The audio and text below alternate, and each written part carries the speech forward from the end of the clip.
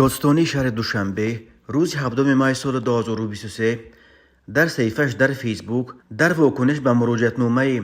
شایره ظهورова به رستم امامعلی و آزاده رحمان درباره سبب‌های مرگ دختر نابالغش سوینچ شکورova خبر داد که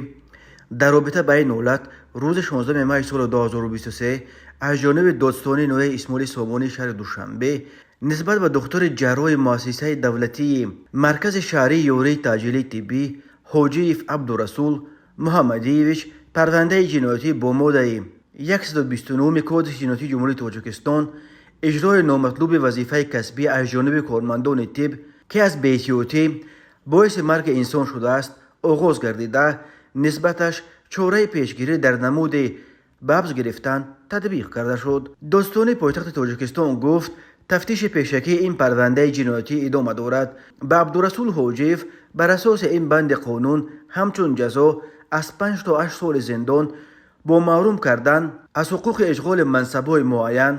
تهدید می‌کند. خود حاجیف و نزدیکانش برای شرح قضیه فعلا دسترس نیستند، ولی دادستانی گفت روز 8 اپریل سال 2023 حادثه فوت نابهنگام نابالغ شکورova سوینچ سال تولدش 2006 از جانب دادستانی نوع اسماعیل سامانی از لحظه به وقوع آمدن حادثه مورد سنجش قرار داده با مقصد معین کردن سبب مرگ نام برده و جای داشتن آلت نامطلوب اجرا کردن وظیفه های کسبی از جانب دختران خود همان روز تشخیص کمیسیون سودی طبی تعیین گشته است. با نظر داشت جدیت و خصوصیت گذرانیدن تشخیص کمیسیونی سودی طبی خلاصه کارشناسان 16 ماه سال 2023 آماده و به پروکراتور پیشنهاد گردید که طبق آن سبب مرگ نابالغ شکورova پیدا شدن صدمه آنافیلاکتیکی از محلول داروواری لدازه بوده که از جانب دکتر جراح حاجی عبدالرسول به ضروریت تعیین و گذرانیده شده است. در نتیجه نامطلوب اجرا شدن وظیفه کسبی از جانب دکتر جراح حاجی حالت نابالغ شکورova وزنین گردیده نام برده فوتیده است. گفته می شود در اطلاع دادستانی دوشنبه شایره ظهورova مادر سوینچ روز 16 ماه توسط شبکه‌های اجتماعی به رئیس مجلس ملی و شهردار دوشنبه رستم امامعلی و رئیس دادگاه پرزیدنت آزاده رحمان مراجعت کرده خواستار به جوابگری جنایتی کشیدن طبیب رسول حاجیف برای مرگ دخترش شد. شایره ظهورova که در حجره دخترش در بین بازیچه‌های از سوینچ باز مانده لباس عزاداری در تن و اشک در چشم صحبت میکرد گفت دخترش سوینچ که 3 مارس سال 2006 به دنیا آمده تازه ماه مارس به سن 17 رسیده بود روز 4 اپریل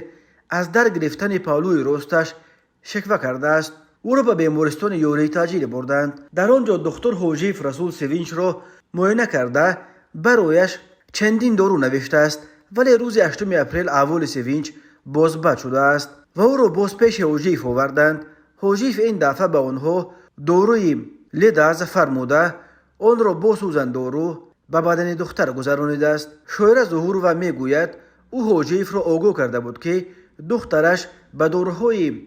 نوع امپیسیلین الرژی دارد، ولی دکتر گوش نداده. به بالای این معلوم شد که داروی لداز